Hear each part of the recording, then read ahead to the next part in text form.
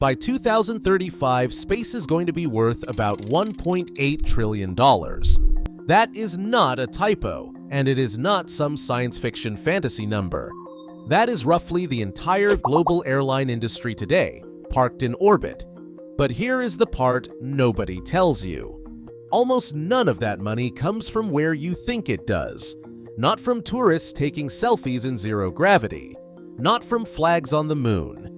It comes from something flying over your head right now, this second, and most people have no idea it is even there. So let me show you exactly where the $1 trillion is hiding, and why the gold rush already started without you. To get why this is happening now, you have to understand why it couldn't happen 15 years ago.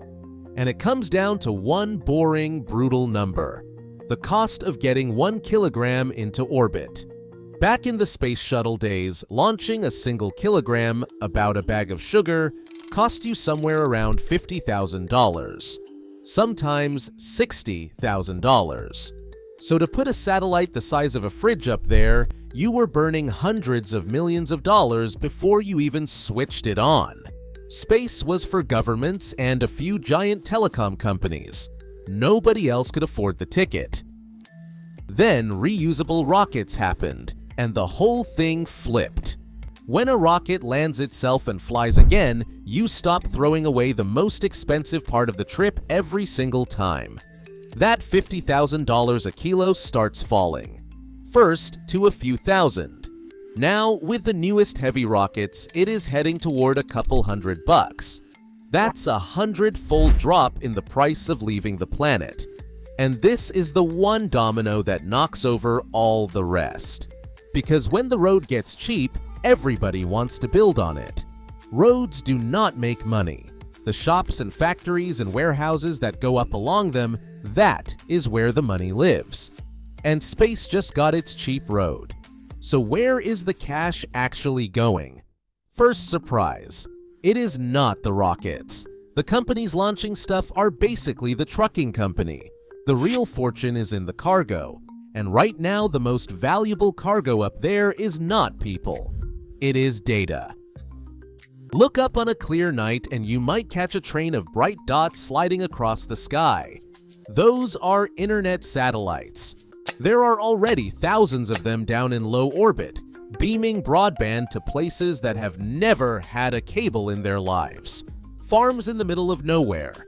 Ships in the middle of the ocean. Villages 100 miles from the nearest tower. That's millions of paying customers, and it's growing fast. But the internet is just the start. The really clever money is in imaging. We have constellations of satellites photographing the whole planet over and over every single day.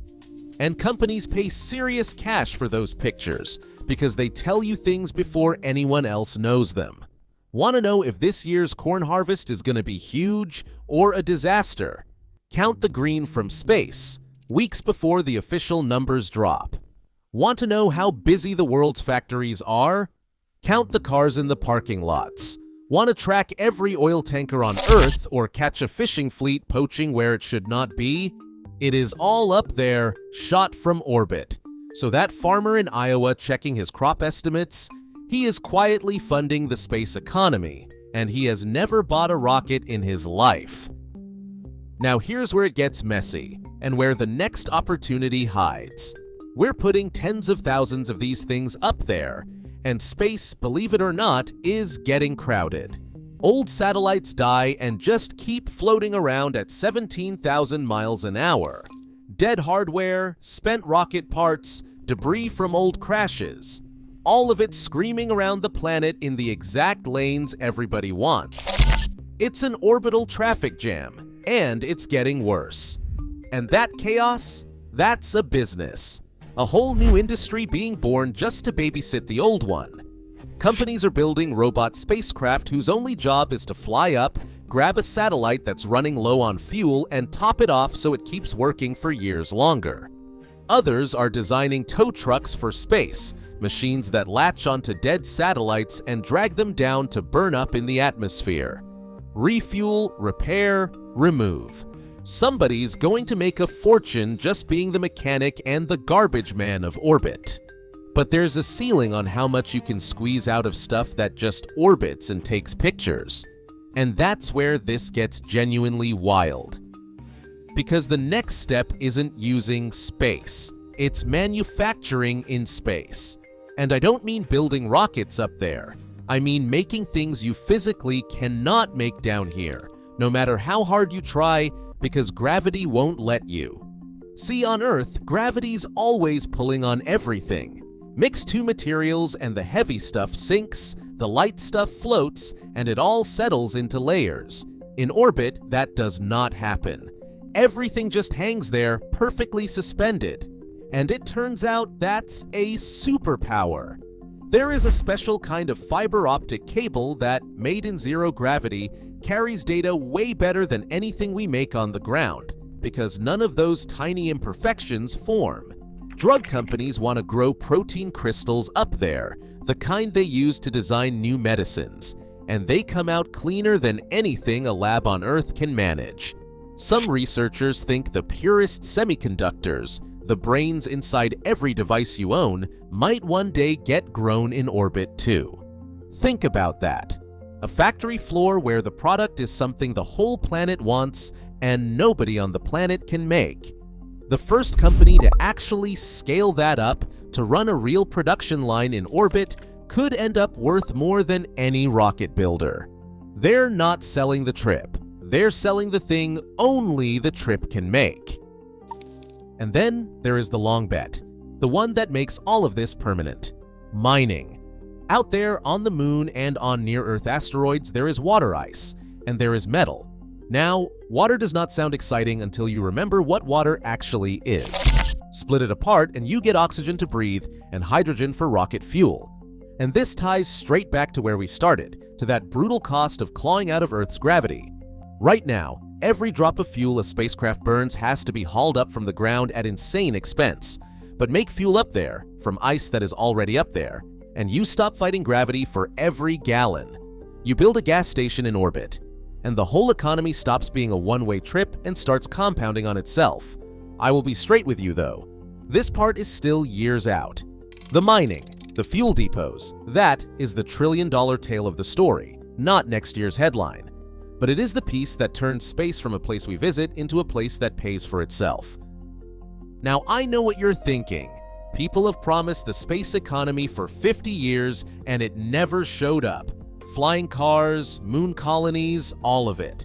So why's this time different?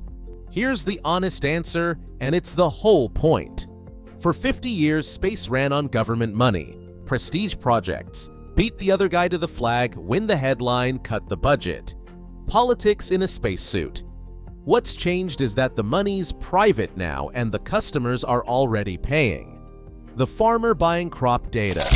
The shipping company buying internet. The bank buying photos of factory lots. These aren't grants, they're invoices. Real demand getting paid today.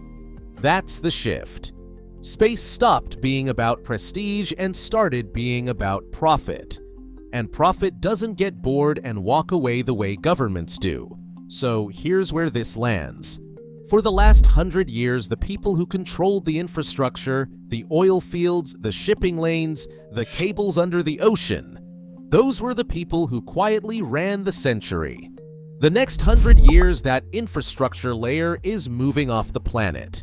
Whoever owns the cheap road to orbit, the factories floating above it, and the fuel depots keeping it all alive, they own the future the same way the oil barons owned the past. And the race is already on. It's just happening 400 kilometers over your head, where almost nobody's looking. So who do you think wins it? The rocket companies, the data giants, or some startup nobody's heard of yet? Drop your bet in the comments. I actually want to see it. And if you want to be in the room when the next piece of this breaks, subscribe and stick around, because this is only the beginning.